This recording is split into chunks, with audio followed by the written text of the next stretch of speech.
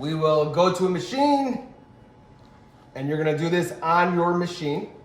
Before you install it, you will select your product, touch here to buy. You will take a credit card, you will tap the card, it'll say approved.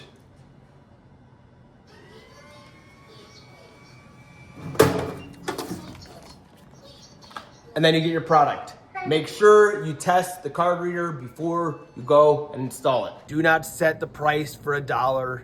The money goes back into your account. Do a regular $20, $25 transaction and test the card reader before doing an install. Yes, it looks like it's working. Yes, everything looks good, but I couldn't stress enough, before you go install the machine, your final stage is to do a live transaction.